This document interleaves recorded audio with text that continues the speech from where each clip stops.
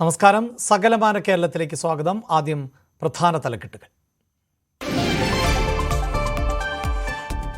NCPയിൽ മന്ത്രിമാറ്റ തർക്കം മുറുകുന്നു.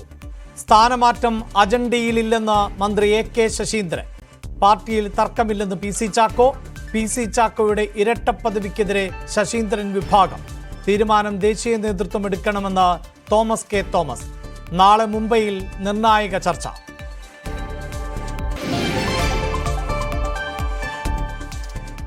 ADGP MR Ajith കുമാറിനെ സംരക്ഷിച്ച് സർക്കാർ. ലഭിച്ച പരാതികളിൽ വിജിലൻസ് അന്വേഷണമില്ല. DGPയുടെ ശുപാർശ സർക്കാർ കൈമാറിയില്ല.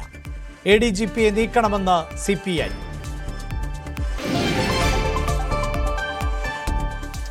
ഷിരൂരിൽ തെരച്ചിൽ പുനരാരംഭിക്കുന്നു. ഡ്രഡ്ജർ ഷിരൂരിലേക്ക് എത്തിച്ചു. നാവികസേനയും ദുരന്ത നിവാരണ സേനയും തെരച്ചിലിന്. കണ്ടെത്താനുള്ളത് അർജുനടക്കം 3 പേരെ.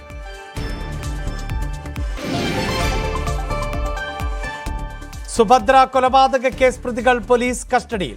കസ്റ്റഡി അനുവദിച്ചത് 8 ദിവസത്തേക്ക്. ഇന്ന് തെളിവെടുപ്പിനെത്തിക്കും. മൈനാഗപ്പള്ളി അപകടത്തിലെ പ്രതികളെ കസ്റ്റഡിയിൽ വാങ്ങാൻ പോലീസ്. മകളെ ചതിച്ചതെന്ന് പ്രതി ശ്രീകുട്ടിയുടെ അമ്മ.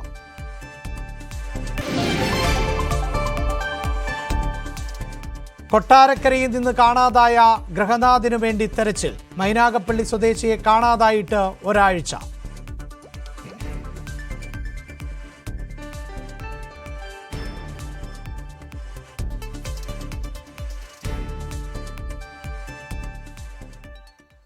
ക്ലിഫ് ഹൗസിലേക്ക് യൂത്ത് ലീഗ് പ്രവർത്തകർ നടത്തിയ മാർച്ചിൽ സംഘർഷം. ADGPയെ സംരക്ഷിക്കുന്ന മുഖ്യമന്ത്രി പിണറായി വിജയൻ രാജിവെക്കണമെന്നാവശ്യപ്പെട്ടാണ് മാർച്ച്.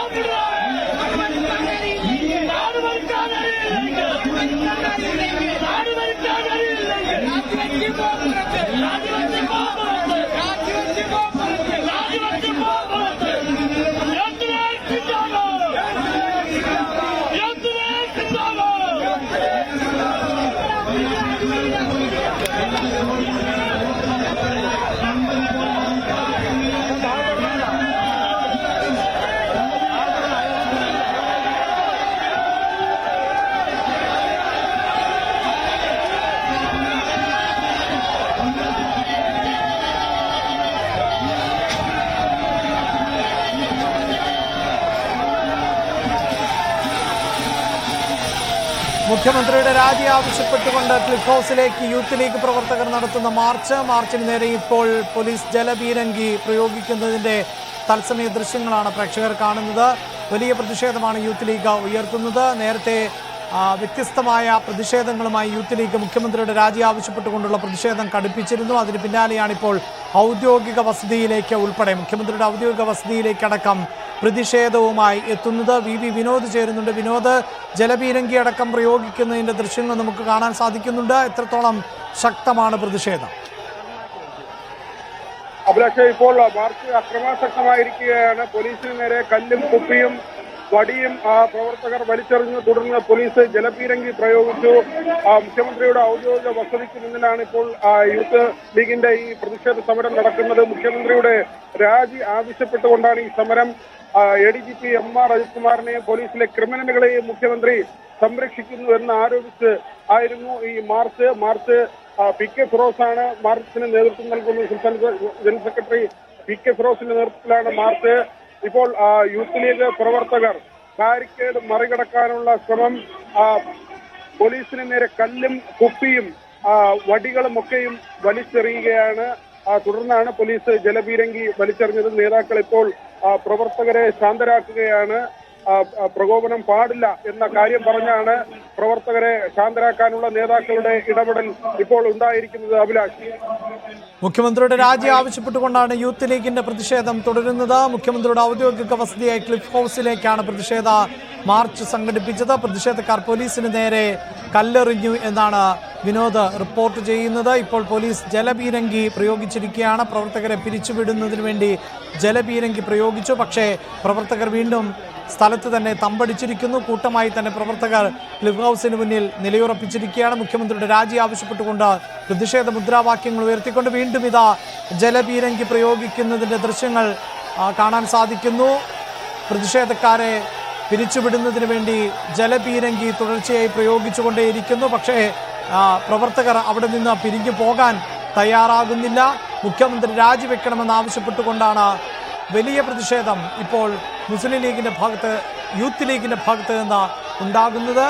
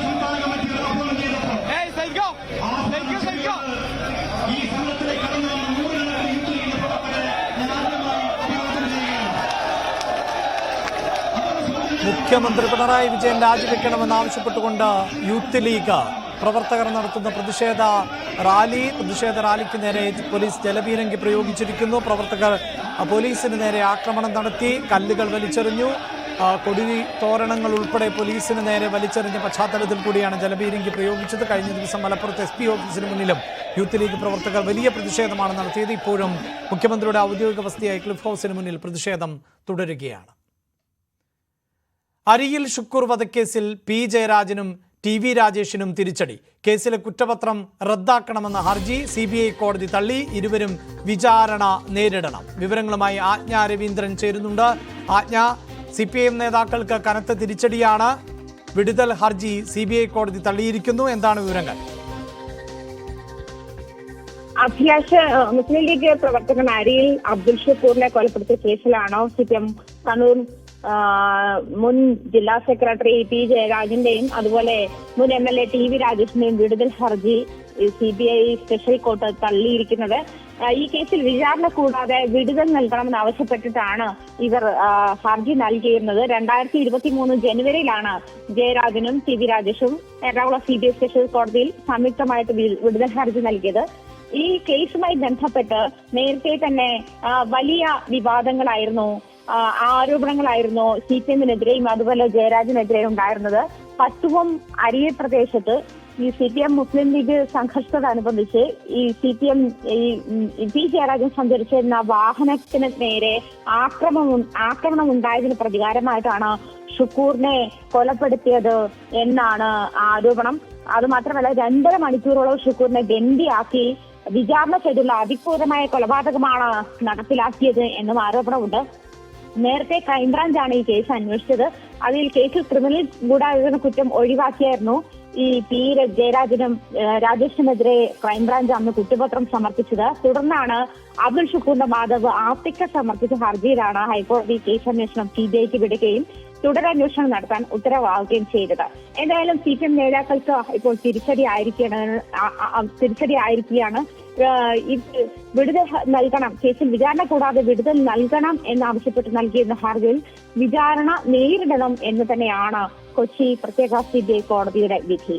അഭിലാഷ്, ഞാൻ ഇതിൽ എടുത്തു പറയേണ്ടത് ഈ ജയരാജനും അതോടൊപ്പം തന്നെ TV രാജേഷും ഗൂഢാലോചനയിൽ പങ്കാളികളായി എന്നുള്ളതാണല്ലോ. ഇരുവരുടെയും വാഹനം തടഞ്ഞതിന് തൊട്ടു പിന്നാലെയായിരുന്നു ഷുക്കൂർ കൊല ചെയ്യപ്പെടുന്നത്. ഈ കൊലപാതകവുമായി ബന്ധപ്പെട്ട് നേതാക്കൾ ഗൂഢാലോചന നടത്തുകയും ആ ഗൂഢാലോചനയുടെ ഭാഗമായി ഇരുവരും എന്നുള്ളതായിരുന്നല്ലോ ഇവർക്ക് നേരെയുള്ള ആക്ഷേപം.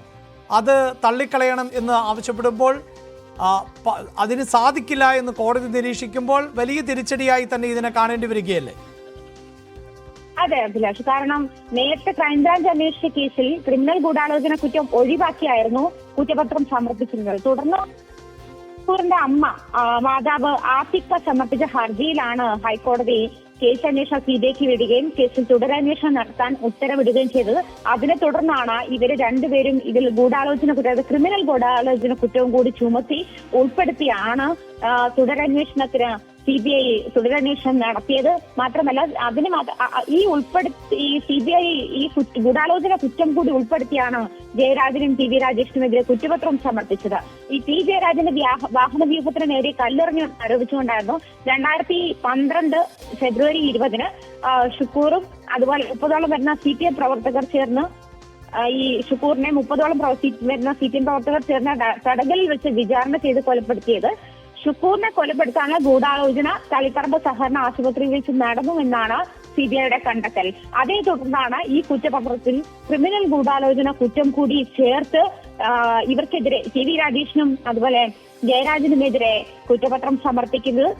ഇതിലാണ് ക്രിമിനൽ ഗൂഢാലോചന കുറ്റം നടന്നില്ല, അതുകൊണ്ട് വിടുതൽ നൽകണമെന്ന് ആവശ്യപ്പെട്ടുകൊണ്ടാണ് ഇവര് രണ്ടുപേരും ചേർന്ന് സംയുക്ത ഹർജിയാണ് CBI പ്രത്യേക കോടതിയിൽ സമർപ്പിച്ചത്. എന്തായാലും ഈ ഗൂഢാലോചനയിൽ പങ്കെടുത്ത രണ്ടുപേർക്ക് ഷുക്കൂറിന്റെ കൊലപാതകത്തിൽ നേരിട്ട് പങ്കെടുത്തിട്ടുണ്ടെന്നും, അതായത് TV രാജേഷും ജയരാജന്റെയും നേതൃത്വത്തിൽ ഈ പറഞ്ഞത് ആശുപത്രിയിൽ വെച്ച് നടന്ന ഗൂഢാലോചനയിൽ പങ്കെടുത്ത രണ്ടുപേർക്ക് ഷുക്കൂറിന്റെ കൊലപാതകം നേരിട്ട് പങ്കുണ്ടെന്നും അത് സാധൂകരിക്കുന്ന കോൾ ഡേറ്റ റെക്കോർഡുകളും മൊബൈൽ ടവർ ലൊക്കേഷൻ വിവരങ്ങളും തെളിവായിട്ടുണ്ടെന്നും ഇത് നേരത്തെ തന്നെ, അതായത് ഈ വിടുതൽ ഹർജി തള്ളണമെന്ന് ആവശ്യപ്പെട്ട് CBI കോടതിയിൽ വാദിച്ചിരുന്നു. പക്ഷെ ഈ ഒരു വിടുതൽ ഹർജി തള്ളരുത് എന്ന് കാണിച്ചുകൊണ്ട് ഗൂഢാലോചന കുറ്റത്തിൽ ഇവർക്ക് രണ്ടാൾക്കും പങ്കുണ്ട് എന്ന് തെളിവാക്കുന്ന തരത്തിലാണ് ഈ കോൾ ഡേറ്റ റെക്കോർഡും മൊബൈൽ ടവർ ലൊക്കേഷൻ വിവരങ്ങളും തെളിവായി എടുത്തിട്ടാണ് CBI കുറ്റപത്രം സമർപ്പിച്ചിട്ടുള്ളത്. ഇത് CBI കോടതിയിൽ പ്രൂവ് ചെയ്തിട്ടുമുണ്ട്. ഇരുഭാഗങ്ങളുടെയും, അതായത് അമ്മ ആത്തിക്കയുടെയും അതുപോലെ ജയരാജന്റെയും TV രാജേഷിന്റെയും വാദം കേട്ട ശേഷമാണ് ഇവർക്ക് രണ്ടുപേർക്കും വിചാരണ നേരിടും എന്നുള്ള ഒരു സാഹചര്യത്തിലേക്ക്, എന്നുള്ള ഒരു വിധിയിലേക്ക് CBI പ്രത്യേക കോടതി എത്തുന്നത്. ഇരുവരുടെയും വിടുതൽ ഹർജി CBI പ്രത്യേക ശബരിനാഥനാണ്. ഈ അരിയിൽ ഷുക്കൂറിന്റെ അമ്മ മാതാവ് നൽകിയ അല്ലെങ്കിൽ മാതാവിന്റെ അഭിഭാഷകന്റെ വാദം അത് തന്നെ CBI കോടതി മുഖവിലേക്ക് എടുക്കുന്നു എന്നല്ലേ നമുക്ക് മനസ്സിലാക്കാൻ സാധിക്കുന്നത്. ഈ ഗൂഢാലോചനയിൽ ജയരാജനും രാജേഷിനും പങ്കുള്ളതായി സാക്ഷിമൊഴികൾ ഉണ്ട്. ഇരുവരും ഗൂഢാലോചനയിൽ പങ്കുചേർന്നു എന്നതിൻ്റെ ഫോൺ രേഖകളുണ്ട്. ഈ വാദമായിരുന്നല്ലോ അരിയിൽ ഷുക്കൂറിൻ്റെ മാതാവിൻ്റെ വക്കീൽ കോടതിയിൽ ഉയർത്തിയത്. അപ്പോൾ അത് അംഗീകരിക്കുന്നു കോടതി. അത് പ്രാഥമികമായെങ്കിലും ആ വാദം നിലനിൽക്കുന്നതാണ് എന്ന് കോടതി നിരീക്ഷിക്കുന്നു. അങ്ങനെയല്ലേ നമുക്ക് മനസ്സിലാക്കേണ്ടത്? അതെ അഭിലാഷ്, കാരണം CBI special court judge P ശബരിനാഥനാണ് ഈ വിടുതൽ ഹർജി തള്ളിയിരിക്കുന്നത്. വിടുതൽ ഹർജിയെ എതിർത്തുകൊണ്ടാണ് ഷുക്കൂറിന്റെ മാതാവ് ആത്തിക്ക അതുപോലെ അഡ്വക്കേറ്റ് മുഹമ്മദ് ഷാ മുഖേനയാണ് കേസിൽ കക്ഷി ചേർന്നിരുന്നത്. തളിപ്പറമ്പ് ആശുപത്രിയിലെ റൂം നമ്പർ 315 വെച്ച് P ജയരാജന്റെയും TV രാജേഷിന്റെയും നേതൃത്വത്തിൽ നടന്ന ഗൂഢാലോചന നടന്നിരുന്നു. അതായത് അരിൽ ഷുക്കൂറിൽ ഇത്തരത്തിൽ P ജയരാജൻ സഞ്ചരിച്ചിരുന്ന വാഹന വ്യൂഹത്തിന് നേരെ കല്ലെറിഞ്ഞു എന്ന് കാണിച്ചുകൊണ്ട് 30 പ്രവർത്തകരാണ് ഈ അരിൽ ഷുക്കൂറിനെ വിചാരണ ചെയ്ത് കൊലപ്പെടുത്തി 2.5 മണിക്കൂറോളം നീണ്ട ബന്ദിയാക്കി വിചാരണ ചെയ്ത് ക്രൂരമായി കൊലപ്പെടുത്തി എന്ന് തന്നെയാണ് കണ്ടെത്തൽ, എന്ന് തന്നെയാണ് ആരോപണം. ആ കേസിലാണ്, ആ ഒരു സാഹചര്യത്തിൽ ഇവർ നടത്തിയ ഗൂഢാലോചനയിൽ, അതായത് ജയരാജനും ടി വി രാജേഷിന്റെയും നേതൃത്വത്തിൽ നടത്തിയ ഗൂഢാലോചനയിൽ കൊലപാതകത്തിൽ നേരിട്ട് പങ്കെടുത്തിട്ടുള്ള ആളുകളുണ്ട്. ആ ഗൂഢാലോചനയിൽ പങ്കെടുത്ത ആളുകൾ 2 പേർ നേരിട്ട് ഷുക്കൂറിന്റെ കൊലപാതകത്തിൽ പങ്കെടുത്തിട്ടുണ്ട്. അത് സാധൂകരിക്കുന്ന കോൾ ഡേറ്റ റെക്കോർഡാണ്, അതുപോലെ മൊബൈൽ ടവർ ലൊക്കേഷൻ വിവരങ്ങളും ഇപ്പോൾ ആയിട്ടാണ്. ഷുക്കൂറിന്റെ സഹോദരൻ ദാവൂദ് ടെലിഫോൺ ലൈനിൽ ഉണ്ട്. ശ്രീ ദാവൂദ്, ഒരു കൊല നടക്കുമ്പോൾ സ്വാഭാവികമായും താങ്കളുടെ സഹോദരൻ കൊല ചെയ്യപ്പെടുമ്പോൾ അതുമായി ബന്ധപ്പെട്ട് വർഷങ്ങളായി വാർത്തകളിൽ നിറഞ്ഞു നിൽക്കുന്ന ഒന്നാണ്. അവിടെ പ്രതികൾക്ക് ശിക്ഷ ലഭിക്കുക എന്നതാണ് താങ്കളുടെയും താങ്കളുടെ കുടുംബത്തിൻ്റെയും ഒക്കെ ആഗ്രഹം. അവിടെ യഥാർത്ഥ പ്രതികൾ ആകുന്നത് ഈ ഗൂഢാലോചന നടത്തിയവരാണല്ലോ. അവർ ശിക്ഷിക്കപ്പെടുന്ന തരത്തിലേക്ക് വിചാരണ നീണ്ടുപോകും, അവർ വിചാരണ നേരിടേണ്ടി വരും എന്ന പ്രതീക്ഷ എന്നത് എത്രത്തോളം പ്രതീക്ഷയോടെയാണ് നോക്കിക്കാണുന്നത്?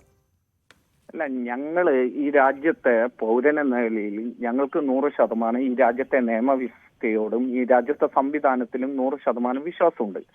അതുകൊണ്ട് തന്നെ ഇതിൽ പ്രതികൾ ശിക്ഷിക്കപ്പെടണം എന്നുള്ള ആഗ്രഹം ഞങ്ങൾക്കുണ്ട്. അതിനുള്ള നിയമ പോരാട്ടമാണ് കഴിഞ്ഞ 10-13 വർഷമായി ഞങ്ങൾ നടത്തിക്കൊണ്ടിരിക്കുന്നത്. അത് ഞങ്ങളോടൊപ്പം ഞങ്ങളുടെ പാർട്ടിയുണ്ട്, ഞങ്ങളുടെ നാട്ടുകാരുണ്ട്, ജനങ്ങളുണ്ട്, കേരളത്തിലെ പൊതുബോധം, മാധ്യമപ്രവർത്തകരൊക്കെ ഞങ്ങളോടൊപ്പം ഉണ്ട്. അതുകൊണ്ട് ഇത് ഇത്തിരി നീണ്ടുപോയാലും ഇതിൽ നിയമയുദ്ധം അവസാനിക്കുന്നില്ല. അവസാനം വരെ ഷുക്കൂറിന്റെ കുടുംബവും പാർട്ടിയും ഒക്കെ ഉണ്ടാവുമെന്ന് ആണ് ഞങ്ങൾക്ക് പറയാനുള്ളത്. ഇതുകൊണ്ട് ഈ കേസ് തീരുന്നു എന്ന് ഞങ്ങൾ വിചാരിക്കുന്നില്ല. അവര് ഒരു പക്ഷേ CBI കോടതി വിധിക്കെതിരെ അപ്പീലിന് ഹൈക്കോടതിയിലും സുപ്രീം കോടതിയിലും പോകും. അപ്പൊ സുപ്രീം കോടതിയിലും ഹൈക്കോടതിയിലും വീണ്ടും നമുക്ക് കാണാം എന്ന് മാത്രമേ ഇപ്പൊ ജയരാജനോടും അവരോടൊക്കെ പറയാനുള്ളൂ. ജയരാജൻ ഇപ്പോൾ ആ പാർട്ടി തന്നെ രാഷ്ട്രീയ വനവാസം നൽകിയിട്ടുണ്ട്. അത് അദ്ദേഹത്തിനുള്ള രാഷ്ട്രീയ ശിക്ഷ കിട്ടിക്കൊണ്ടിരിക്കുകയാണ്. ആ പാർട്ടിയിൽ നിന്ന് പോലും അദ്ദേഹം പിന്തള്ളപ്പെട്ടുകൊണ്ടിരിക്കുകയാണ്. ഇനി നിയമപരമായിട്ട് നിയമവ്യവസ്ഥ പരമായി കിട്ടേണ്ട അദ്ദേഹത്തിനുള്ള ശിക്ഷയാണ് കിട്ടേണ്ടത്. ആ ശിക്ഷ വാങ്ങിച്ചു കൊടുക്കാനുള്ള പോരാട്ടം തുടരുകയാണ്. അവസാന ശ്വാസം വരെ ഞങ്ങൾ അതിന്റെ പിന്നാലെ ഉണ്ടാവും എന്ന് മാത്രം കേരളത്തിലെ ജനങ്ങളോട് പറയുന്നു. അതായത് CBI കോടതിയുടെ നിലപാടിനെതിരെ മേൽക്കോടതിയെ സമീപിച്ചാൽ അവിടെ വെച്ച് കാണാം എന്ന് തന്നെയാണ്. അതെ, അത് സ്വാഭാവികമായിട്ടും അവരെ സംബന്ധിച്ചിടത്തോളം അവർക്ക് ഇതിൽ ഒരുപാട് സമ്പത്തുണ്ട്, സൗകര്യങ്ങളുണ്ട്, ഭരണ സംവിധാനമുണ്ട്, ഒക്കെ ഉള്ളത് കൊണ്ട് തന്നെ അവര് ഹൈക്കോടതി ഈ വിധിക്കെതിരെ ഹൈക്കോടതിയെ സമീപിച്ചേക്കും. നമുക്ക് ഹൈക്കോടതിയിൽ വെച്ച് വീണ്ടും കാണാം, അത്രയേ ഉള്ളൂ. ഈ CBIയുടെ അന്വേഷണം അത് നേരേഖയിലാണ് പോകുന്നത് എന്ന് അഭിപ്രായമുണ്ടോ?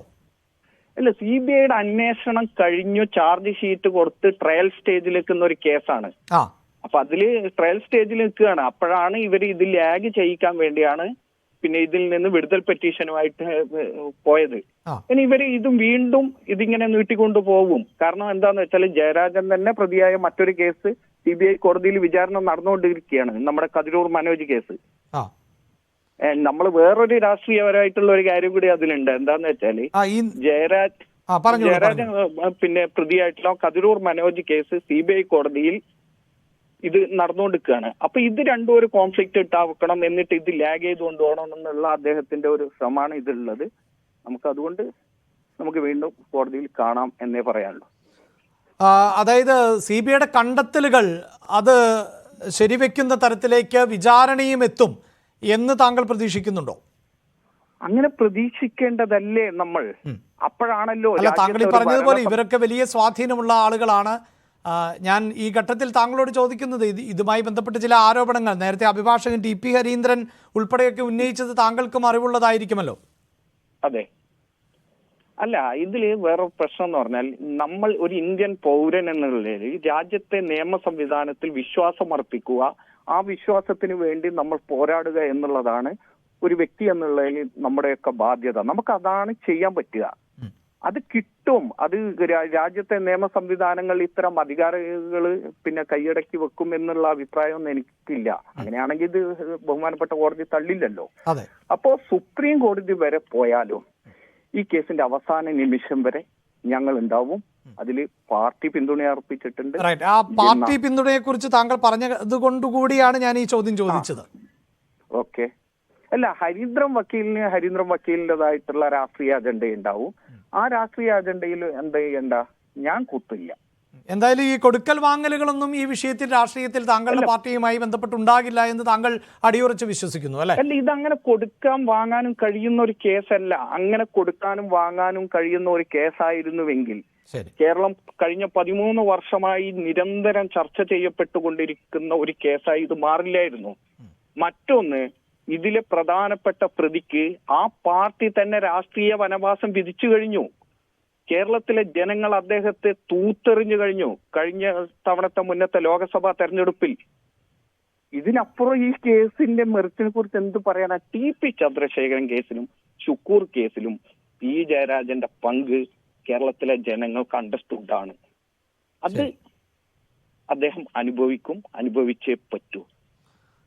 എന്തായാലും ആ ആത്മവിശ്വാസമാണ് ഷുക്കൂറിന്റെ കുടുംബം വെച്ചു പുലർത്തുന്നത്. നിയമം നിയമത്തിന്റെ വഴിക്ക് പോകും. നിയമപരമായി തന്നെ കുറ്റക്കാർ ശിക്ഷിക്കപ്പെടും. നിലവിലെ കോടതിയുടെ ഉത്തരവിനെതിരെ മേൽക്കോടതിയെ സമീപിച്ചാൽ അവിടെയും തങ്ങൾ ഉണ്ടാകും. പാർട്ടിയും അതോടൊപ്പം തന്നെ നിയമ സംവിധാനവും ഒക്കെ ഒപ്പമുണ്ട് എന്ന വലിയ വിശ്വാസം തന്നെയാണ് പ്രകടിപ്പിക്കുന്നത്. ആജ്ഞ വീണ്ടും ചേരുന്നുണ്ട്. ആജ്ഞ, കുടുംബത്തിന്റെ പ്രതീക്ഷ ഇതാണ്. ഇതിൽ നിർണായകമായത് അരിയിൽ ഷുക്കൂറിന്റെ മാതാവിന്റെ അഭിഭാഷകന്റെ വാദം എന്ന് തന്നെയാണ് നമുക്ക് ഈ ഘട്ടത്തെ മനസ്സിലാക്കേണ്ടത്. പ്രത്യേകിച്ച് കൃത്യമായ സാക്ഷിമൊഴികളും ഫോൺ രേഖകളും ഒക്കെ ഈ ഗൂഢാലോചനയിൽ പങ്കുണ്ട്. രാവിലെ 11 മണിക്കാണ് ഇവർ സഞ്ചരിച്ച വാഹനം ആക്രമിക്കപ്പെടുന്നത്. P ജയരാജനും TV രാജേഷും സഞ്ചരിച്ചിരുന്ന വാഹനം പിന്നീട് ആശുപത്രിയിൽ പ്രവേശിപ്പിക്കുന്നു.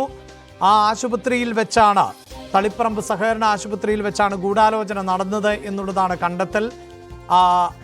അത് ശരിവെക്കുന്ന തരത്തിലുള്ള തെളിവുകളുണ്ട്, അല്ലെങ്കിൽ സാക്ഷിമൊഴികൾ എന്നതൊക്കെ പ്രധാനപ്പെട്ടതാണ് എന്ന് തന്നെ കോടതി വിലയിരുത്തുന്നു അല്ലേ?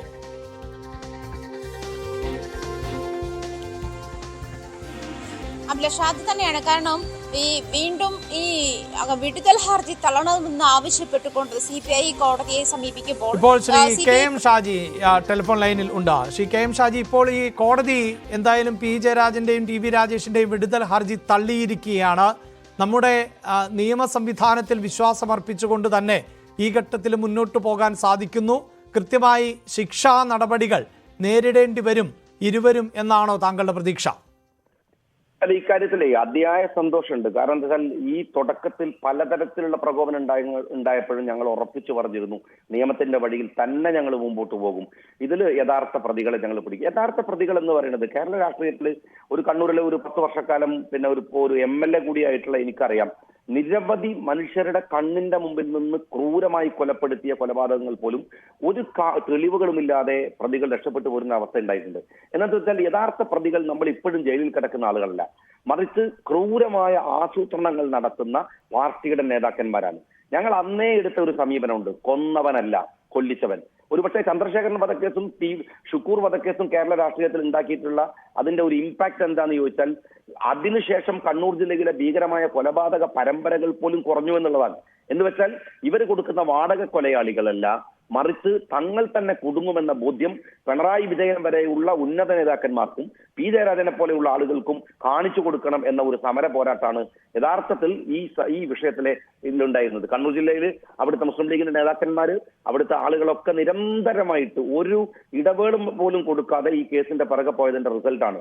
രാജ്യത്തിലെ നിയമത്തിൽ, രാജ്യത്തിലെ വ്യവസ്ഥിതിയിൽ പിന്നെ ജനങ്ങൾക്കുണ്ടാവുന്ന അമിത വിശ്വാസം കൂടിയാണ് സത്യത്തിൽ ഇവിടെ പൂവണിഞ്ഞിട്ടുള്ളത് എന്നാണ് എനിക്ക് തോന്നുന്നത്. വളരെ സന്തോഷമുള്ള ഒരു വിധിയാണ് വന്നിരിക്കുന്നത്. ഇതിലിപ്പോൾ ഈ മേൽക്കോടതികളെ അടക്കം ഇവർ സമീപിക്കുവാനുള്ള സാധ്യതയാണല്ലോ നമ്മൾ മുന്നിൽ കാണേണ്ടത്.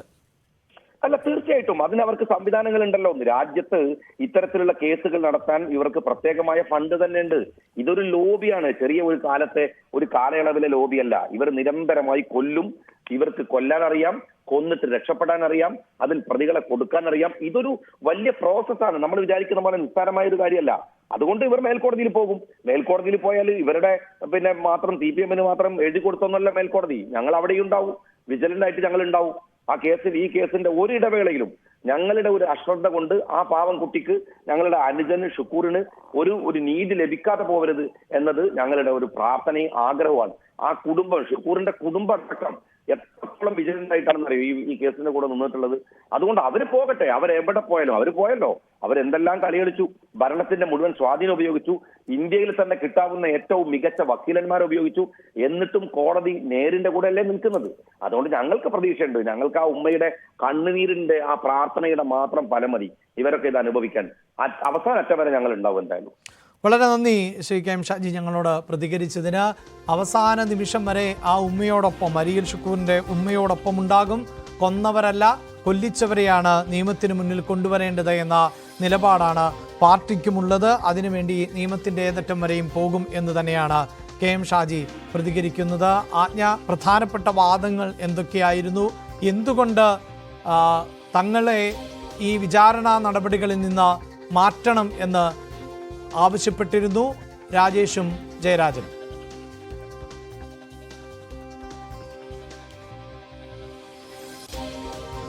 അരിയിൽ ഷുക്കൂറിന്റെ കൊലപാതകവുമായി ബന്ധപ്പെട്ട്, അതായത് CPM അന്നത്തെ ജില്ലാ സെക്രട്ടറി ആയിരുന്ന, കണ്ണൂർ ജില്ലാ സെക്രട്ടറി ആയിരുന്ന P. ജയരാജന്റെ വാഹനവ്യൂഹത്തിന് കല്ലെറിഞ്ഞു എന്ന കുറ്റം ആരോപിച്ചിട്ടാണ് അതിന് നേതൃത്വം നൽകിയത്. CPM മുസ്ലിം ലീഗ് സംഘർഷം നടക്കുന്നതിനിടയിൽ കല്ലേറുണ്ടായി, അതിന് അരിയിൽ ഷുക്കൂർ നേതൃത്വം നൽകി എന്ന് കാണിച്ചാണ് 30ഓളം വരുന്ന CPM പ്രവർത്തകരുടെ നേതൃത്വത്തിൽ അരിയിൽ ഷുക്കൂറിനെ കരുതൽ തടങ്കലിൽ വെച്ച് വിചാരണ ചെയ്ത് കൊലപ്പെടുത്തിയത് എന്നാണ് ആരോപണം. ഈ ഗൂഢാലോചന നടന്നത് തളിപ്പറമ്പ് ആശുപത്രിയിലെ 315 റൂമിൽ വെച്ചിട്ടാണ്. ഇതിൽ ഗൂഢാലോചനയിൽ ഈ TV രാജേഷും P. ജയരാജനും പങ്കെടുത്തിരുന്നു എന്ന് കാണിച്ചു തന്നെയായിരുന്നു കോടതിയിൽ വീണ്ടും, അതായത് ക്രൈംബ്രാഞ്ച് നേരത്തെ ഈ പറഞ്ഞ ക്രിമിനൽ ഗൂഢാലോചന കുറ്റം തള്ളിയാണ് കുറ്റപത്രം സമർപ്പിച്ചതെങ്കിൽ ആ കേസിൽ ഷുക്കൂറിന്റെ ഉമ്മ ഹർജി ചേർന്നുകൊണ്ട് അഡ്വക്കേറ്റ് മുഹമ്മദ് ഷാ മുഖേന ഹർജി ചേർന്നുകൊണ്ട് വീണ്ടും ഹർജി സമർപ്പിക്കുകയായിരുന്നു. കേസ് CBIക്ക് വിടണമെന്ന് ആവശ്യപ്പെട്ടുകൊണ്ടാണ്. അങ്ങനെയാണ് ഈ കേസ് അന്വേഷണം ഹൈക്കോടതി CBIക്ക് ഏൽപ്പിക്കുന്നത്. തുടർന്നാണ് ഇതിലെ ക്രിമിനൽ ഗൂഢാലോചന കുറ്റം കൂടി ചുമത്തിക്കൊണ്ട്, അതായത് ഈ തളിപ്പറമ്പ് ആശുപത്രിയിൽ വെച്ച് നടന്ന ഗൂഢാലോചനയിൽ ഇവർ പങ്കെടുത്തതിനും അതുപോലെ ഈ ഗൂഢാലോചനയിൽ നേരിട്ട് പങ്കെടുത്ത 2 പേർ അരിയിൽ ഷുക്കൂർ കൊലപാതകത്തിൽ നേരിട്ട് പങ്കുള്ളതായും കോടതി CBI കണ്ടെത്തിയിരുന്നു. ഈ കണ്ടെത്തൽ മൊബൈൽ ഫോണുകളുടെയും കോൾ റെക്കോർഡ്സിന്റെയും അതുപോലെ തന്നെ ടവർ ലൊക്കേഷന്റെയും അടിസ്ഥാനത്തിലാണ് ഈ കണ്ടെത്തൽ നടത്തിയത്. അതിനുശേഷമാണ് കുറ്റപത്രം സമർപ്പിക്കുന്നത്. ക്രിമിനൽ ഗൂഢാലോചന കുറ്റം ചേർത്ത് തന്നെ കുറ്റപത്രം സമർപ്പിക്കുന്നത് അതിനുശേഷമാണ്. തുടർന്നാണ് അതായത് ഈ 2023 ജനുവരിയിലാണ് വിടുതൽ ഹർജി നൽകണം, അതായത് വിചാരണ കൂടാതെ വിടുതൽ നൽകണമെന്ന് ആവശ്യപ്പെട്ടുകൊണ്ട് വിടുതൽ ഹർജി സമർപ്പിക്കുന്നത്. TV രാജേഷും P. ജയരാജനും വിടുതൽ ഹർജി സമർപ്പിക്കുന്നത്. അതിലാണ് ഇപ്പോൾ CBI പ്രത്യേക കോടതിയുടെ വിധി ഉണ്ടായിരിക്കുന്നത്. വിചാരണ നേരിടുക തന്നെ വേണം. വിചാരണ നേരിട്ട ശേഷം മാത്രമേ ഈ കേസിൽ എന്തെങ്കിലും നടപടി ഉണ്ടാവുകയുള്ളൂ. അതായത് ഇവർ ഈ വിചാരണ കൂടാതെ തങ്ങളെ ഇതിൽ നിന്ന് വിടുതൽ നൽകണമെന്ന് ആവശ്യപ്പെട്ടുകൊണ്ടായിരുന്നു ഹർജി. പക്ഷേ ഇത് ഈ പറഞ്ഞതുപോലെ അരിയിൽ ഷുക്കൂറിന്റെ ഉമ്മ നൽകിയ ഹർജിയുടെ അടിസ്ഥാനത്തിൽ, ഉമ്മ കക്ഷി ചേർന്ന ഹർജിയുടെ അടിസ്ഥാനത്തിലാണ് വിടുതൽ ഹർജി തള്ളുന്ന ഒരു സാഹചര്യം കൂടി ഉണ്ടായത്. എന്തായാലും ഇവർ കേസിൽ വിചാരണ നേരിടണമെന്ന് തന്നെയാണ് CBI പ്രത്യേക കോടതിയുടെ നിർദ്ദേശം. അഭിലാഷ്. ആജ്ഞയാണ് വാർത്തയുടെ വിശദാംശങ്ങൾ നൽകിയത്. അരിയിൽ ഷുക്കൂർ കൊലക്കേസിലാണ് P. ജയരാജനും MP. രാജേഷിനും വലിയ തോതിലുള്ള തിരിച്ചടി ഇപ്പോൾ നേരിട്ടിരിക്കുന്നത്. ഇരുവരും നൽകിയ വിടുതൽ ഹർജി ആണ് ഇപ്പോൾ CBI കോടതി തള്ളിയിട്ടുള്ളത്. ഇടവേള. എറണാകുളം സ്വദേശി സുഭദ്രയെ കൊലപ്പെടുത്തിയ കേസിലെ പ്രതികളെ 8 ദിവസത്തേക്ക് കസ്റ്റഡിയിൽ വിട്ടു. പ്രതികളെ ഇന്ന് തന്നെ കൊലപാതകം നടത്തിയ വീട്ടിൽ എത്തിച്ച് തെളിവെടുപ്പ് നടത്തും. വാർത്തയുടെ വിശദാംശങ്ങളുമായി ശരണ്യ സ്നേഹജൻ ചേരുന്നുണ്ട്. ശരണ്യ, ഇന്ന് തന്നെ തെളിവെടുപ്പ് നടത്തും എന്നാണ് വിവരം. എപ്പോഴേക്ക് പ്രതികളെ എത്തിക്കും എന്നാണ് ലഭിക്കുന്ന വിവരം? അഭിലാഷ്, അല്പസമയം മുമ്പാണ് Alappuzha judicial first class magistrate കോടതി പ്രതികളെ കസ്റ്റഡിയിൽ വിട്ടുകൊണ്ടുള്ള ഉത്തരവ് പുറപ്പെടുവിച്ചത്. 8 ദിവസത്തേക്കാണ് അന്വേഷണ സംഘത്തിന് ഇവർക്ക് കസ്റ്റഡിയിൽ നൽകിയിരിക്കുന്നത്. ഇന്ന് കോർത്തശ്ശേരിയിലെ, അതായത് ഈ കൊലപാതകം നടന്ന കോർത്തശ്ശേരിയിലെ വാടക വീട്ടിൽ എത്തിച്ച് തെളിവെടുപ്പ് നടത്തുമെന്നുള്ളതാണ് അന്വേഷണ സംഘം വ്യക്തമാക്കിയിട്ടുള്ളത്.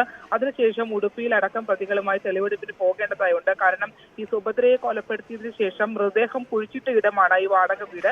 അവിടെ ആദ്യ തെളിവെടുപ്പ് നടത്തും. കൊലപാതകം നടന്നതും അവിടെ വെച്ച് തന്നെയാണ്. അതിനുശേഷം പിന്നീട് ഈ പ്രതികൾ ഉടുപ്പിയിലെത്തി വിവിധ സ്ഥാപനങ്ങളിലായി അവരുടെ സ്വർണം വിൽക്കുക അടക്കമുള്ള കാര്യങ്ങൾ ചെയ്തിട്ടുണ്ട്.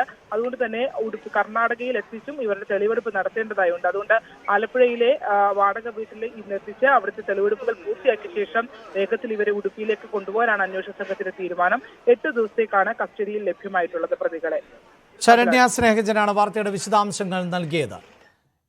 മുഖ്യമന്ത്രിയുടെ രാജി ആവശ്യപ്പെട്ടുകൊണ്ട് ക്ലിഫ് ഹൗസിലേക്ക് യൂത്ത് ലീഗ് നടത്തിയ മാർച്ചിൽ സംഘർഷം. പോലീസ് ജലപീരങ്കി പ്രയോഗിച്ച് പ്രതിഷേധക്കാരെ പിരിച്ചുവിടുവാനുള്ള ശ്രമം തുടരുകയാണ്. പ്രതിഷേധക്കാർ ഇപ്പോഴും സ്ഥലത്ത് തമ്പടിച്ചിരിക്കുകയാണ്. മുഖ്യമന്ത്രിയുടെ രാജി ആവശ്യപ്പെട്ടുകൊണ്ടുള്ള പ്രതിഷേധ മുദ്രാവാക്യങ്ങളടക്കം മുഴക്കിക്കൊണ്ടാണ് പ്രതിഷേധക്കാർ ഇപ്പോഴും സ്ഥലത്ത് തുടരുന്നത്. നേരത്തെ പോലീസിന് നേരെ പ്രതിഷേധക്കാർ കല്ലെറിഞ്ഞു, കുപ്പികളും മറ്റുമൊക്കെ വലിച്ചെറിഞ്ഞിരുന്നു. തുടർന്ന് പോലീസ് ജലപീരങ്കി പ്രയോഗിച്ച് പ്രതിഷേധക്കാരെ പിരിച്ചുവിടുവാൻ ശ്രമിച്ചിരുന്നു. എന്നാൽ ഇപ്പോഴും വലിയ ആൾക്കൂട്ടം നമുക്ക് ദൃശ്യങ്ങളിൽ കാണാൻ സാധിക്കുന്നു. മുഖ്യമന്ത്രിയുടെ രാജി ആവശ്യപ്പെട്ടുകൊണ്ടാണ് യൂത്ത് ലീഗ് ക്ലിഫ് ഹൗസിന് മുന്നിൽ പ്രതിഷേധം തുടരുന്നത്.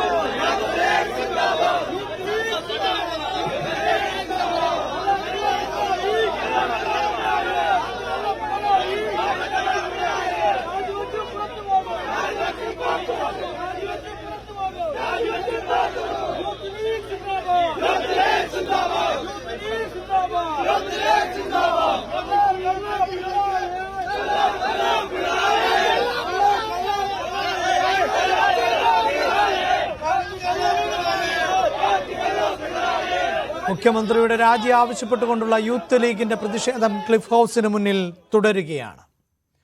പൂനെയിലെ കമ്പനിയിൽ ജോലിഭാരം താങ്ങാനാകാതെ മലയാളി യുവതി അന്ന സെബാസ്റ്റ്യൻ മരിച്ച സംഭവത്തിൽ അന്വേഷണം പ്രഖ്യാപിച്ച് കേന്ദ്ര സർക്കാർ. തൊഴിൽ ചൂഷണത്തിൽ സമഗ്ര അന്വേഷണം നടത്തുമെന്ന് തൊഴിൽ സഹമന്ത്രി ശോഭ കരന്തലജെ വ്യക്തമാക്കി. ജോലി സമ്മർദ്ദം താങ്ങാൻ വയ്യാതെയാണ് മകൾ മരിച്ചത് എന്നാണ് അച്ഛന്റെ പ്രതികരിക്കുന്നത്. അച്ഛന്റെ പ്രതികരണത്തിലേക്ക് സംഭവം അറിയാം, പക്ഷെ ഞങ്ങളോട് അവള് ഞങ്ങളോടും പറഞ്ഞേക്കണം ഇത് ബുദ്ധിമുട്ടുള്ള ജോലിയാണ്. അപ്പൊ ഞങ്ങൾ ഇങ്ങനെ റിസൈൻ ചെയ്ത് വരാൻ പറയുമ്പോഴാണ് ഇവള് ഇങ്ങനെ ഇത് പറഞ്ഞേക്കണം എക്സ്പോഷർ കിട്ടട്ടെ എന്നുള്ളൊരു മറുപടി തന്നത്. ഈ കത്തിന് ഒരു മറുപടി എന്ന തരത്തിൽ എന്താണ് കമ്പനിയിൽ നിന്ന് പറഞ്ഞത്?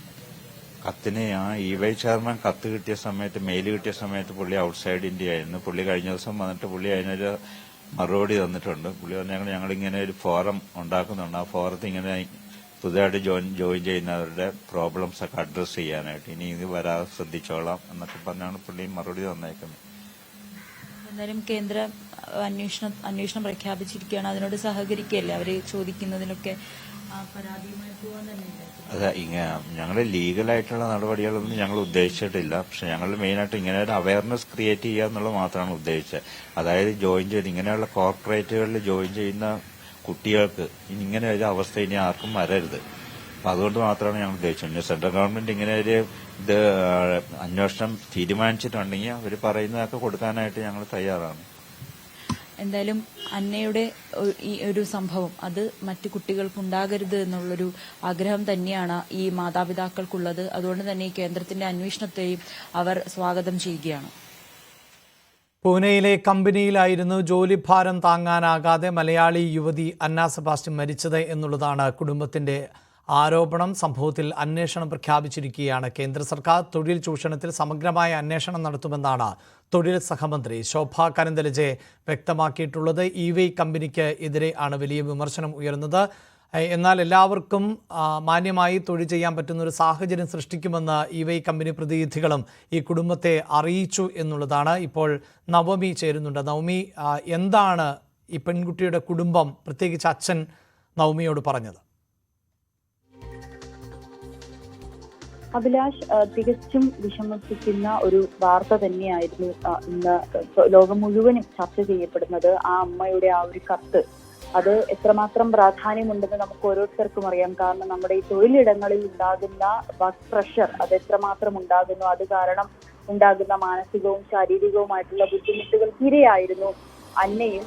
മാതാപിതാക്കൾ മുൻപ് തന്നെ പറഞ്ഞിട്ടുണ്ട് അന്നയോട് ഇത്തരത്തിൽ അത്രയും വലിയ പ്രശ്നങ്ങൾ ഉണ്ടെങ്കിൽ രാജിവെച്ച് പുറത്തേക്ക് പോകാൻ. പക്ഷെ അപ്പോഴും അന്ന തന്റെ കരിയറിന് കുറച്ചുകൂടി നല്ല ഓപ്ഷൻ ആയിരിക്കും ഈ കമ്പനി എന്നുള്ളത് കൊണ്ട് മാത്രമാണ് നിന്നത്. അതോടൊപ്പം ഇപ്പൊ ചെയ്യുന്ന പ്രോജക്റ്റ് കഴിഞ്ഞതിന് ശേഷം താൻ റിസൈൻ ചെയ്യാമെന്നൊരു തീരുമാനത്തിൽ തന്നെ ആയിരുന്നു അന്നയും. പക്ഷെ താൻ റിസൈൻ ചെയ്യാമെന്നൊരു തീരുമാനത്തിൽ തന്നെയായിരുന്നു അന്നയും. പക്ഷെ അതിനിടയിലാണ് ഇങ്ങനെ ഒരു ദാരുണമായ ഒരു സംഭവം ഉണ്ടായതും. എന്തായാലും അന്നയുടെ മാതാപിതാക്കൾ ഇപ്പോൾ ഈ കേന്ദ്രത്തിന്റെ ഈ ഒരു അന്വേഷണത്തെ സ്വാഗതം ചെയ്തിരിക്കുകയാണ്. അത് അങ്ങനെ ഇനി തങ്ങളെപ്പോലെ ഇനിയൊരു കുട്ടികൾക്കും തങ്ങളുടെ മകൾക്കുണ്ടായ പോലൊരു സംഭവം ഇനിയുള്ള കുട്ടികൾക്കും ഉണ്ടാകാതിരിക്കാൻ അതിനോട് ഈ ഒരു അന്വേഷണത്തോട് സഹകരിക്കാൻ തങ്ങൾ തയ്യാറാണ്. അതിനു വേണ്ടിയിട്ടുള്ള കാര്യങ്ങൾ കേന്ദ്രം ആവശ്യപ്പെടുകയാണെങ്കിൽ കൊടുക്കുവാനും തയ്യാറാണ്. ഒപ്പം തന്നെ അന്നയുടെ സുഹൃത്തുക്കൾക്ക് അയക്കുന്ന മെസ്സേജുകളിലായപ്പോഴും സുഹൃത്തുക്കളും ഒക്കെ പറയുന്നത് ഈ വർക്ക് പ്രഷറിനെ കുറിച്ച് തന്നെയായിരുന്നു എന്നുകൂടി അച്ഛൻ പറഞ്ഞു വെക്കുന്നുണ്ട്. എന്തായാലും ജൂലൈ 20-നായിരുന്നു അന്ന ജോലി ഇടത്ത് വെച്ചിട്ട് ഇങ്ങനെ കുഴഞ്ഞു വീഴുകയും ആശുപത്രിയിൽ കൊണ്ടുപോയപ്പോൾ മരണം സ്ഥിരീകരിക്കുകയും ചെയ്തിട്ടുള്ളത്. എന്തായാലും അന്നയുടെ മാതാപിതാക്കൾ ഇപ്പോൾ ആ ഒരു കേന്ദ്രത്തിന്റെ അന്വേഷണത്തോട് സ്വാഗതം ചെയ്തിരിക്കുകയാണ്.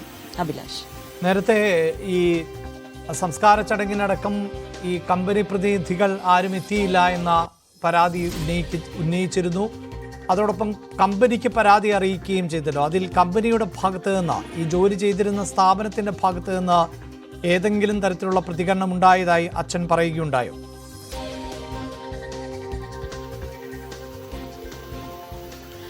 ഈ കമ്പനിക്ക് അയച്ച കത്ത് അതാണിപ്പോൾ സമൂഹ മാധ്യമങ്ങളിൽ പ്രചരിക്കുന്നത്. ആ കത്ത് കൊടുക്കുന്ന സമയത്ത് തന്നെ കമ്പനിയിൽ നിന്നും അവർക്കൊരു മറുപടി ലഭിച്ചിരുന്നു. കമ്പനിയിലെ ഉദ്യോഗസ്ഥർ വിളിക്കുകയും ഇങ്ങനെ ഒരു പ്രശ്നമുണ്ടായത് ഞങ്ങൾ അറിഞ്ഞു, ഞങ്ങളുടെ ശ്രദ്ധയിൽപ്പെട്ടു, ഇനി ഇത്തരത്തിലൊരു സംഭവം ഉണ്ടാകാതിരിക്കാൻ ഞങ്ങളൊരു കമ്മിറ്റി രൂപീകരിക്കുന്നുണ്ട്, അതിൽ ഈ വിഷയം ഈ തൊഴിലിടത്തുണ്ടാകുന്ന പ്രഷർ അത് നിയന്ത്രിക്കാൻ വേണ്ടിയിട്ടുള്ള കാര്യങ്ങളൊക്കെ ഞങ്ങൾ കൈക്കൊള്ളുമെന്നുള്ളൊരു മറുപടിയാണ് മാതാപിതാക്കൾക്ക് കമ്പനിയിൽ നിന്നും ലഭിച്ച മറുപടിയും. എന്തായാലും കമ്പനിയിലെ ചില ജീവനക്കാർ എന്തായാലും അല്പസമയത്തിനുള്ളിൽ തന്നെ അന്നയുടെ വീട്ടിലേക്ക് എത്തുമെന്നുള്ളൊരു വിവരം കൂടി നമുക്ക് ലഭിക്കുന്നുണ്ട്. ഞാനിപ്പോൾ അന്നയുടെ വീട്ടിലാണുള്ളത്. അന്നയുടെ അച്ഛനും അമ്മയും അമ്മുമ്മയുമാണ് ഈ വീട്ടിലുള്ളത്. അന്നയ്ക്കൊരു സഹോദരനായിരുന്നു. പഠിക്കാനൊക്കെ ഏറെ മിടുക്കിയായിട്ടുള്ളൊരു കുട്ടിയായിരുന്നു. CA പഠിക്കുന്നതിലൊക്കെ വളരെ മികച്ച മാർക്കോടുകൂടി തന്നെയായിരുന്നു അന്ന പാസ്സായത്. കുട്ടികൾക്ക് ക്ലാസ് എടുക്കുകയും ഈ CA ക്ലാസ് എടുക്കുകയും ചെയ്തിരുന്നു. അങ്ങനെ എല്ലാം കൊണ്ടും പഠിക്കാനൊക്കെ വളരെ മിടുക്കിയായ ഒരു ആക്റ്റീവായിട്ടുള്ള ഒരു കുട്ടിയായിരുന്നു അന്ന. അങ്ങനെയാണ് പെട്ടെന്ന് അപ്രതീക്ഷിതമായിട്ടുള്ള ഒരു അന്നയുടെ വിയോഗം അത് കുടുംബത്തെ സംബന്ധിച്ച് വലിയൊരു വേദനയായി മാറിയിരിക്കുകയാണ്. എന്തായാലും കമ്പനിയിൽ നിന്നും ലഭിക്കുന്ന മറുപടി പ്രകാരം ഇനി ഇത്തരത്തിലൊരു സംഭവം ഉണ്ടാകാതെ അല്ലെങ്കിൽ ഈ തൊഴിലിടത്തെ പ്രഷർ കുറയ്ക്കുന്നതിന് വേണ്ടിയിട്ടുള്ള നടപടികൾ കൈക്കൊള്ളുമെന്നാണ് കമ്പനിയിൽ നിന്നുള്ള ആളുകൾ വ്യക്തമാക്കുന്നത്. തീർച്ചയായും രാജ്യത്തെ തന്നെ ഏറ്റവും പ്രമുഖമായ അക്കൗണ്ടിംഗ് സ്ഥാപനമാണ്. അവിടെ തൊഴിൽ ഭാരം തന്നെയാണ് അന്നയുടെ മരണത്തിലേക്ക് നയിച്ചത് എന്നാണ് ഡോക്ടർമാർ അടക്കം പറയുന്നത്. കൃത്യമായി ഭക്ഷണം കഴിക്കാൻ സാധിച്ചിരുന്നില്ല, രാത്രി ഉറങ്ങാൻ സാധിച്ചിരുന്നില്ല എന്നുള്ളതാണ് വിവരം. മരണത്തിന് 2 ആഴ്ചയോളം മുമ്പാണ് ആശുപത്രിയിൽ ശാരീരിക ബുദ്ധിമുട്ടുകളുമായി എത്തിയത്. തുടർന്ന് ചികിത്സ നൽകിയെങ്കിലും ഈ സമയക്രമം തെറ്റിയുള്ള ഭക്ഷണം, ഉറക്കമില്ലായ്മ പോലെയുള്ള അനാരോഗ്യ പ്രശ്നങ്ങൾ രൂക്ഷമാവുകയും അങ്ങനെയാണ് മരണം സംഭവിക്കുകയും ചെയ്തത്. ജോലിഭാരം കൊണ്ടാണ് മരണം എന്നുള്ളതാണ് വിലയിരുത്തപ്പെടുന്നത്. ഈ അടിസ്ഥാനത്തിൽ കൂടിയാണ് കുടുംബം കേന്ദ്ര സർക്കാരിനടക്കം പരാതി നൽകിയത്. അതിൽ അന്വേഷണമുണ്ടാകും, നടപടി സ്വീകരിക്കുമെന്നാണ് കേന്ദ്ര സർക്കാർ ഇപ്പോൾ വ്യക്തമാക്കിയിട്ടുള്ളത്. ഇടവേള. കൊല്ലം മൈനാഗപ്പള്ളിയിൽ സ്കൂട്ടർ യാത്രക്കാരിയെ ഇടിച്ചിട്ട് കാർ കയറ്റി കൊലപ്പെടുത്തിയ കേസിൽ പ്രതികൾക്കായുള്ള കസ്റ്റഡി അപേക്ഷ ഇന്ന് പരിഗണിക്കും. ശാസ്താംകോട്ട കോടതി കഴിഞ്ഞ ദിവസം പ്രതിയായ ഡോക്ടർ ശ്രീകുട്ടിയുടെ ജാമ്യാപേക്ഷ തള്ളിയിരുന്നു. പ്രതികളായ അജ്മലിനെയും ശ്രീകുട്ടിയെയും ഇന്ന് കോടതിയിൽ ഹാജരാക്കും. പ്രതികളെ 3 ദിവസത്തേക്ക് കസ്റ്റഡിയിൽ നൽകണമെന്നാണ് പോലീസ് ആവശ്യപ്പെട്ടിട്ടുള്ളത്. മകളെ ചതിച്ചതാണ് എന്ന് മൈനാഗപ്പള്ളി കാർ അപകടക്കേസിലെ പ്രതി ഡോക്ടർ ശ്രീകുട്ടിയുടെ അമ്മ സുരഭി. കുടുംബത്തിലെ ചില പ്രശ്നങ്ങളുടെ തുടർച്ചയായാണ് ശ്രീകുട്ടിയെ കേസിൽപ്പെടുത്തിയത്, അല്ലെങ്കിൽ അവളെ അപായപ്പെടുത്തുമായിരുന്നുവെന്നും അവർ പറഞ്ഞു. സംഭവത്തിലെ വാസ്തവം പുറത്തു കൊണ്ടുവരണമെന്നും അമ്മ ആവശ്യപ്പെട്ടു. ഈ പയ്യനെ കുറിച്ചൊന്നും നമുക്കറിയില്ല. ഞാൻ കണ്ടിട്ട് എന്റെ ഹസ്ബൻഡ് ഞാൻ കണ്ടിട്ടില്ല. നമുക്ക് ഇതിനെ കുറിച്ച് അറിയില്ല. എനിക്കിതിനെ കുറിച്ചൊന്നും അറിയില്ല. അറിയാത്ത കാര്യം നമ്മൾ പറയുന്നത് എന്തിനാണ്? എങ്കിൽ ഞാനും എന്റെ മോളോട് പറയില്ലേ, അങ്ങനെ ഒന്നിനും പോവരുത്. എങ്ങനെയോ കുട്ടിക്ക് വെള്ളത്തിൽ കൊടുത്ത് ഇവളെ നശിപ്പിച്ചതാണ്, അല്ലാതെ വേറെ ഒന്നുമല്ല എനിക്ക് പറയാനുള്ളത്. സത്യം പറഞ്ഞാൽ ആ കുട്ടി ബോധപൂർവ്വം നശിപ്പിച്ചതാണ്. കുട്ടി അങ്ങനെ മദ്യം കഴിക്കുന്നതല്ല. ഈ വീട്ടിലെ ഫാമിലിയിൽ ആരും മദ്യം കഴിക്കുന്നവരില്ല. നമുക്കിപ്പോ ഒരു ബർത്ത്ഡേ വന്നിട്ട് പോലും ഇവിടെ മദ്യം ഒന്നും വെച്ചില്ല. എല്ലാവർക്കും അറിയാവുന്ന കാര്യമാണ്. വന്നവരെ പലരും ചോദിച്ചു, നിങ്ങൾ മദ്യം ഒന്നും കഴിക്കില്ലേന്ന് വരെ ചോദിച്ചു പാർട്ടിയിൽ. പത്തനംതിട്ട കൈപ്പറ്റൂരിൽ വാഹനാപകടത്തിൽ കാർ യാത്രക്കാർ അത്ഭുതകരമായി രക്ഷപ്പെട്ടു. അമിത വേഗതയിൽ എത്തിയ കാർ നിയന്ത്രണം വിട്ട മതിൽ ഇടിച്ചു തകർക്കുകയും റോഡിലേക്ക് മറിയുകയുമായിരുന്നു. കൊല്ലം സ്വദേശികൾ സഞ്ചരിച്ച കാറാണ് മതിലിൽ ഇടിച്ച് മറിഞ്ഞത്.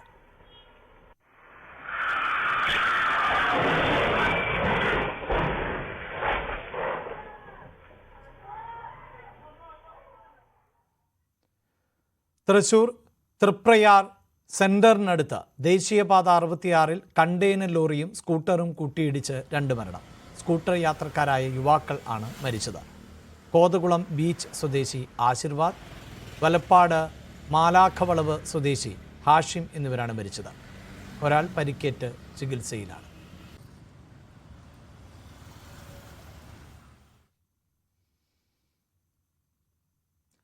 പാലക്കാട്ട് നിർഭയ കേന്ദ്രത്തിൽ നിന്ന് കാണാതായ 2ാമത്തെ കുട്ടിയെയും കണ്ടെത്തി. കാണാതായ 17-കാരിയെ മണ്ണാർക്കാട് നിന്നാണ് കണ്ടെത്തിയത്. സുഹൃത്തിനൊപ്പമായിരുന്നു കുട്ടി.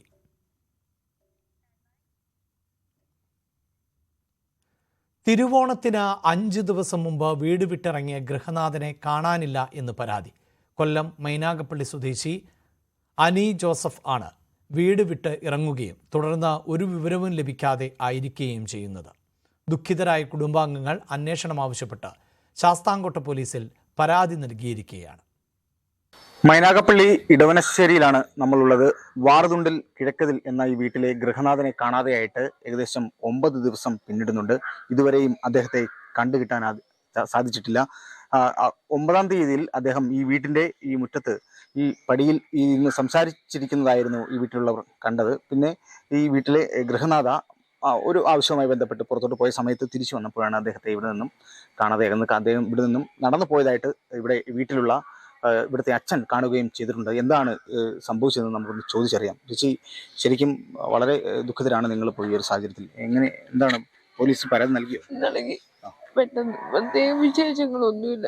കടബാധ്യതകളോ വഴക്കുകളോ അങ്ങനെയൊന്നും ഒരു പ്രശ്നവും ഇല്ല ഇവിടെ.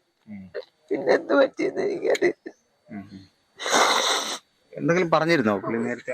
ഒന്നും പറഞ്ഞിട്ടില്ല, ഒരു കാര്യവും പറഞ്ഞിട്ടില്ല. പനി ഉണ്ടായിരുന്നു, പ്രത്യേകിച്ച് ഒരു കുഴപ്പമില്ല.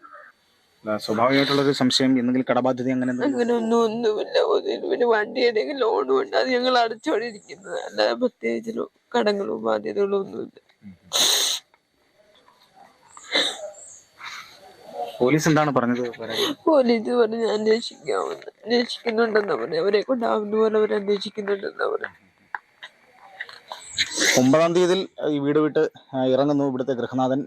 അന്നത്തെ ദിവസം തിരിച്ചു വരും എന്ന് കരുതി ഇവർ കാത്തിരുന്നു. തിരിച്ചു വരാതെ ആയപ്പോഴാണ് ഇവർ തൊട്ടടുത്തുള്ള ശാസ്താംകോട്ട പോലീസിൽ പരാതി നൽകുകയും ചെയ്തത്. പരാതി നൽകിയിട്ട് പോലീസ് അന്വേഷിക്കുന്നു എന്നുള്ളൊരു മറുപടിയാണ് നൽകുന്നത്, അല്ലേ ചേട്ടാ? ശരിക്കും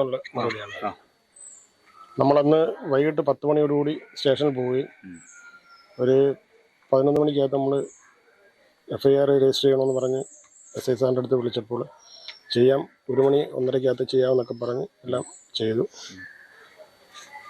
അത് കഴിഞ്ഞ് ഞങ്ങൾ അവിടെ നിന്ന് നേരെ ഭരണിക്കാവ്, ചക്കോള്ളി, പതാരം ആ റൂട്ടിലെല്ലാം കറങ്ങി വെളുപ്പിന് 3 മണിയായപ്പോഴത്തേക്കാണ് നമ്മളിവിടെ വന്നത്. അതുവരെയും വിവരമൊന്നും കിട്ടിയില്ല. അടുത്ത 2 ദിവസങ്ങൾ നമ്മൾ അന്വേഷിച്ചു. ഇതുവരെ ഇന്നേ വരെ വിവരങ്ങളൊന്നും കിട്ടിയിട്ടില്ല. തൊട്ടടുത്ത ബന്ധുക്കളുടെ വീടുകളിലൊക്കെ അന്വേഷിച്ചു. ബന്ധുക്കളുടെ വീടുകളിലെല്ലാം അന്വേഷിച്ചു. പള്ളികൾ അന്വേഷിച്ചു. മണ്ണർകാട് പള്ളിയിൽ പോയിരുന്നു ഒരാഴ്ച മുന്നേ. ആ പള്ളികളിലും അന്വേഷിച്ചു. ബാക്കിയെല്ലാം ഇതുവരെ ഒരു മെസ്സേജുകളും നമുക്ക് വന്നിട്ടില്ല. വീട്ടിലെ അനി ജോസഫ് ഇവിടെ നിന്നും പോകുന്നതായിട്ട് വീട്ടിലെ ഗൃഹനാഥൻ അപ്പച്ചൻ കണ്ടു, അല്ലേ അപ്പച്ച? അപ്പൊ എങ്ങനെയായിരുന്നു കണ്ടത്? ഇവിടെ ഞാൻ ഇതുപോലെ നിൽക്കുമ്പം ഇങ്ങോട്ട് വടക്കോട്ട് പോന്ന കണ്ട് മറ്റേ പടിഞ്ഞാട്ടാവുന്ന മുറക്കാൻ പിടിക്കാൻ പോന്നെ. അങ്ങനെ ഞാൻ കണ്ടുള്ളൂ. എന്തെങ്കിലും പറഞ്ഞിരുന്നോ? ഒന്നും പറയത്തില്ല. എന്നൊന്നും ഉച്ചക്കോ ഒന്നും പറഞ്ഞിട്ടില്ല. തിരിച്ചു വരുമെന്ന് കരുതിയായിരുന്നല്ലേ പെട്ടെന്ന്?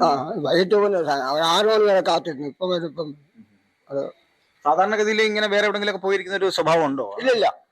അപ്പോഴേ വരും. കടയിൽ പോയാൽ അന്നേരം മുട്ടച്ച് അവിടെ വന്നിട്ട് ചിലപ്പോൾ പോച്ചക്ക് ആകുമ്പോൾ പോച്ചക്ക് പോകും. അതേ ഉള്ളൂ.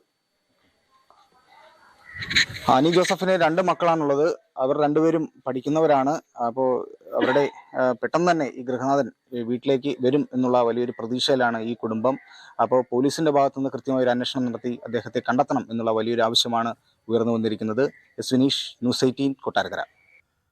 കുമാരനാശാന്റെ കൃതികളെ ആസ്പദമാക്കി കവിയും മാധ്യമപ്രവർത്തകനുമായ ജിതേഷ് ശ്രീരംഗം തിരക്കഥ എഴുതി സംവിധാനം ചെയ്യുന്ന നളിനി അല്ലെങ്കിൽ ഒരു സ്നേഹം എന്ന സിനിമയുടെ ചിത്രീകരണം ആരംഭിച്ചു. കായംകുളം പുതുപ്പള്ളിയിലെ ചേവണ്ണൂർ കളരിയിൽ പത്മശ്രീ വിശുദ്ധാനന്ദ സ്വാമികൾ ചിത്രീകരണ ഉദ്ഘാടനം നിർവഹിച്ചു. സിനിമയുടെ അണിയറ പ്രവർത്തകർ പങ്കെടുത്തു. ചേവണ്ണൂർ കളരിക്ക് പുറമെ ശിവഗിരി, പല്ലന, കുമാരകോടി, ആലപ്പുഴ, ഹരിദ്വാർ എന്നിവിടങ്ങളിലാണ് ചിത്രീകരണം നടക്കുന്നത്. ജാതി, മതം, സന്യാസം തുടങ്ങിയ പുരുഷാധിപത്യ പ്രവണതകൾ നാടുവാഴുമ്പോൾ ആശാന്റെ നായികമാർ നടത്തുന്ന വേറിട്ട സഞ്ചാരവും അനുഭവവും ആണ് സിനിമ പ്രതിപാദിക്കുന്നത്.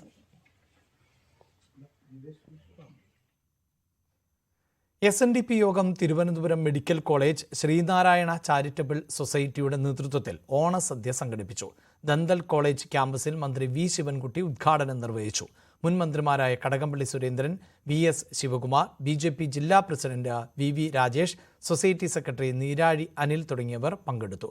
മെഡിക്കൽ കോളേജ് മുൻ സൂപ്രണ്ട് മോഹൻദാസ് അധ്യക്ഷനായിരുന്നു. ഇടുക്കിയിലെ ഏലം കർഷകരെ പ്രതിസന്ധിയിലാഴ്ത്തി തത്തകളുടെ ശല്യം. നെടുങ്കണ്ടം, മാവടി മേഖലയിലെ കൃഷിയിടങ്ങളിലാണ് തത്തകൾ വ്യാപകമായി നാശം വിതയ്ക്കുന്നത്. കൂട്ടമായി ഏലം തോട്ടങ്ങളിൽ എത്തുന്ന ഏക്കർ കണക്കിന് കൃഷിഭൂമിയിലെ ഏലക്കായ്കൾ ആണ് ഇവ തിന്ന് നശിപ്പിക്കുന്നത്.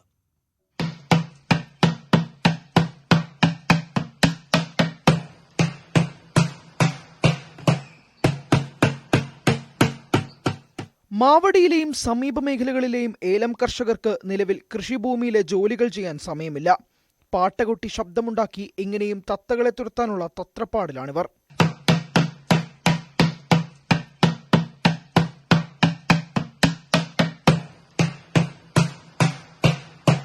മുൻവർഷങ്ങളിലും തത്തകൾ കൃഷിയിടങ്ങളിൽ എത്തിയിരുന്നെങ്കിലും വ്യാപകമായി കൃഷി നശിപ്പിച്ചിരുന്നില്ല. ഇത്തവണയാണ് വിളനാശം കൂടുതൽ. 1 മാസം മുമ്പാണ് ഇത്തവണ തത്തകൾ കൃഷിയിടങ്ങളിലേക്ക് എത്തിത്തുടങ്ങിയത്. നിലവിൽ 100 കണക്കിന് തത്തകളാണ് വിവിധ മേഖലകളിൽ എത്തുന്നത്. വിളവെടുപ്പിന് പാകമായതും അല്ലാത്തതുമായ ഏലക്കായ ഇവ തിന്ന് നശിപ്പിക്കും.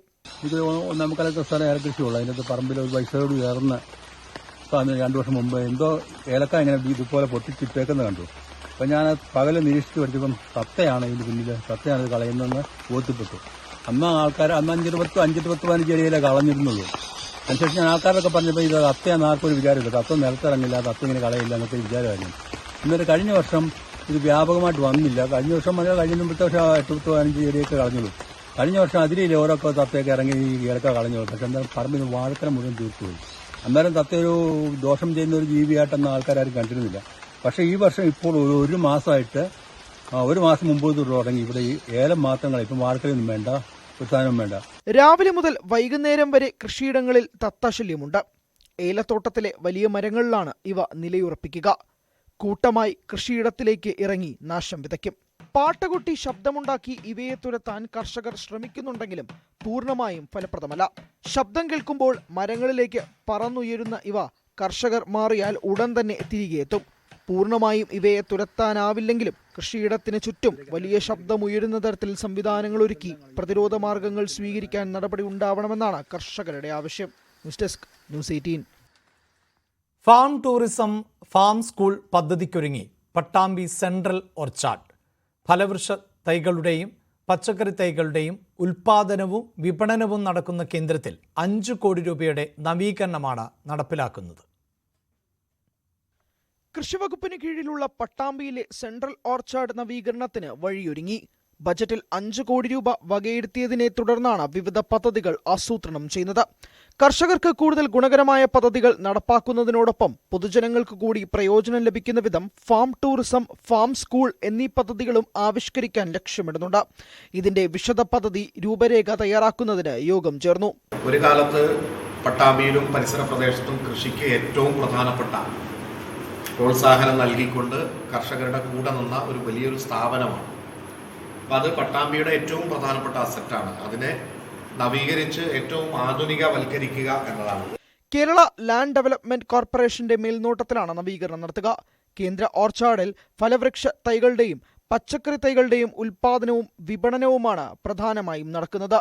25 ഏക്കറോളം വരുന്ന സ്ഥലത്താണ് പ്രവർത്തനങ്ങൾ നടക്കുന്നത്. വ്യത്യസ്ത ഇനം ഫലവൃക്ഷ തൈകൾക്കും മറ്റുമായി സമീപ ജില്ലകളിൽ നിന്നുമുള്ളവരും ഇവിടെ എത്തുന്നുണ്ട്. തൈ ഉൽപാദനത്തോടൊപ്പം മൂല്യവർദ്ധിത ഉൽപ്പന്നങ്ങൾ തയ്യാറാക്കുന്നതിനാവശ്യമായ പദ്ധതികളും നടപ്പാക്കാനാണ് തീരുമാനം. ന്യൂസ് 18 പട്ടാമ്പി.